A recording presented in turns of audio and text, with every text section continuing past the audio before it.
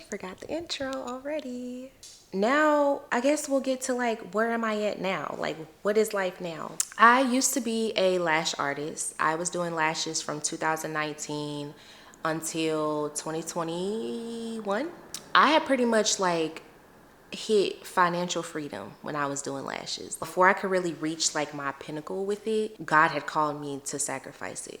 And I'm sure a lot of people will question that. Like, what do you mean? You were doing something that caused you to be financially free. I was able to move in what I thought was my dream home. Like, I felt like if you had a townhouse, you was doing it. I had a 3-story townhouse with a 2-car garage. My son was happy. I was happy. Everything was great. And then out of nowhere, God says, give it up. Give it up. But hey, I know that I did something that most people will not do. And the dream he had to confirm that he was in fact speaking for me to give it up. God speaks to me through my dreams. And there was a in my townhome, I can't remember how close it was to like him telling me to give up the townhouse and my car, but I had a dream of a tornado being over my home. And the house that we were in was one of our old houses in Memphis. And it was just me, my son, and my mom. And the townhouse, the house, the ceiling was made of glass. Like, I could see straight through the ceiling. And I saw the tornado forming over the house. It was dark gray, cloudy. It looked scary. And I could hear the tornado going around the house, but the house was still, like nothing was happening. But out of panic, I went and I grabbed a mattress, and me and my son was about to go get in the bathtub, but I realized the type of mattress I had only covered my son. I wasn't covered. So I'm like, oh, let me go get a bigger mattress. As I'm on the way to go get the bigger mattress in the dream, my mom comes to me and she's like, no, y'all follow me. And in the dream, my mom was taking me like to this secret passageway that was behind this bookshelf that was never in our real house. We never had this bookshelf in the real house, but it was behind this bookshelf, and it was a secret passageway. And because I was scared and didn't trust where she was about to lead me, I thought she was leading me to die. And I woke up. And from that point on, I kept feeling on my spirit like there was a storm coming. And depending on what I did was going to determine if I was going to be protected or not. So my answer to that was to sacrifice my home and my car. You have to remember, this is after losing my father and seeing everything he went through. So when I feel God is telling me to do something, I'm going to do it. I'm not going to second guess it. It might take me a minute, but I'm still going to do it because, like I said, I fear God. And I don't want to be deliberately disobedient because I've seen what that looks like. I always tell people my father's story is like my blueprint to my life. And I know that my life is going to end so beautifully. I know the world ain't seen. No eye has seen. No ear has heard what the Lord is going to do for me, baby. I know I'm going to change the game. My life going to change, okay? I'm not worried at all. I know God got me, and it's because I'm obedient. Like they always say obedience is better than sacrifices. And for a long time, I was sacrificing more than I was being obedient. But now I'm learning to match my obedience with my sacrifices and just, keep elevating and going higher in Christ. We still going after what God said do. I am now back in my own home again. I was living with my mom, and honestly, it was the best thing and also the worst thing. It was like I was so comfortable to the point where I didn't care to grow or do anything. God was showing me that he was starting to make it uncomfortable there. And when I say that, where my mom lived, it was like 30 minutes from my son's school. The transportation became an issue.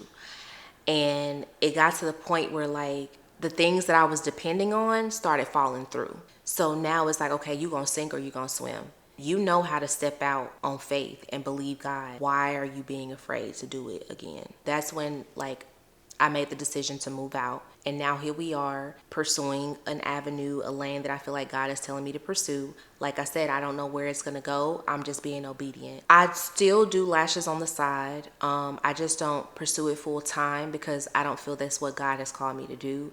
Even tonight, I was going to get food and I'm having this conversation with one of my friends about getting a suite and going in on a suite together.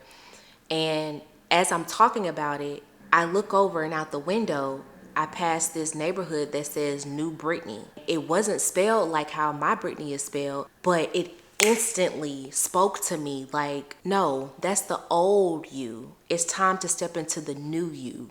Like, I'm still trying to pursue and go after the beauty industry because that's naturally what I'm gifted in. But God is saying, no, like, I'm calling you higher. I'm calling you to something new. And I don't believe in coincidences. Like, what are the odds of me talking about this suite and going in and doing this suite, and then I just so happen to look over and I pass a neighborhood that's called New Brittany? Like, come on now. That can't be nobody but God. And I'm spiritually mature enough to understand that that's how God was talking to me.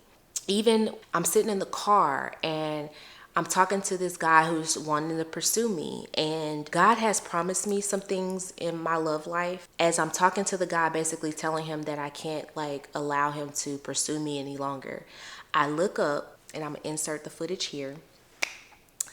It's a rainbow on a brick. I don't know how this rainbow was on this brick, but it was a rainbow. And what does a rainbow signify? The promise of God. I'm just like, Lord, like, you're speaking to me through signs, miracles, and wonders. Like, where I am now, God is speaking through me through physical signs. It's no longer my dreams, it's physical signs. This is how he's going to lead me through everyday life. And it's so crazy because I just watched the movie, the animation David. What stuck out to me the most in that story was not only the songs, but when David went to find a rock to kill Goliath. If you haven't seen it, spoiler alert. But a butterfly, a white butterfly, I think it was a butterfly. But anyway, a white butterfly lands on a particular rock. And he looks at the rock and he grabs it and picks it up. And it's a certain size. And I'm like, yo, this is how God speaks. Like, he used that butterfly to lead David to pick up that rock. Now, is that how it happened in real life? I don't know. But how they wrote it in the story, that confirmed to me, like, that's how God will speak. And that's literally how he's been speaking to me ever since I watched that movie. And even before, there was ways that he was speaking to me similar to that. But I kind of like wondered because there was no type of confirmation that that's how he was speaking. But ever since watching David, I'm like, okay, we here. Yep, I got you, God. We here. We locked in. Like, I know now how you're speaking to me. I just want to share that in hopes that it will help someone else. I do know that we were all put here having different walks of life, but there are similarities in all of our stories. And it's up to us to find those similarities and apply them to our everyday life and seek God from there on how he talks to us individually, so that we can know and understand how he's speaking to us and allow him to lead us to our next level. I think that's going to be the end of this video. I have talked a lot, but I hope that it was very informative and you can pull stuff from my story to help you in your life journey. This isn't the end of me. This is just the beginning. And I shared this story so you can know who I am, where I come from, what I do. From here on, I'm just going to continue to show more of me, my son, what life looks like from this point on, even the challenges that I continue to face, and how I'm being tested and how I pass those tests. I have more stuff to say and to talk about, but this is all I can really think to talk about in this first video. You're looking at someone that is very artistic. I sing, I write poetry, write songs. I'm getting into artist development and developing myself as an artist. Like, I know a lot of times they say, oh, artists don't have artist development anymore. I'm starting to invest in that. I started vocal training to strengthen my voice again, basically build that confidence in my voice. And I want to get back into, recording music because I do feel like I have a lot to say. I'm ready to change the world one song at a time. I also am a fashion designer. Be on the lookout. These are a pair of my earrings, but I didn't design these. But I will share their process as well. I also have I have another channel that's called BEYA, and it's an acronym for boldly embracing hurt yet accepting joy. How can I live by that acronym if I don't share the meat of this video? Like what the meat of this video is about is what my stage name BEYA stands for. In my music, I will talk about hurtful things, but also show and speak and sing about how you can find joy in the pain. Because that's what life is about. It's learning how to smile after you've been hurt. It's learning how to get up after you've been knocked down. You're a warrior, baby. You're a child of God, of the Most High. And you weren't created to suffer. You weren't created to worry. You weren't created to fear. Okay. Without me rambling, I love y'all. And whoever is led to this video, I hope you see something in me that speaks to the inner you and lets you know that, you know what? I don't even gotta hope for that. I know that if you was led here, baby, we locked in, okay? You supposed to be here.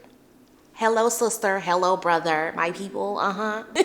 So thank you for watching my video. Again, my name is Brittany, also known as BEYA. You can follow me on TikTok and Instagram. I ain't posted yet on TikTok, but it's BEHYAJ, BEHYAJ. Subscribe to the channel. Like the video. So other people who are meant to see it can see it and watch it and get inspired. Bye.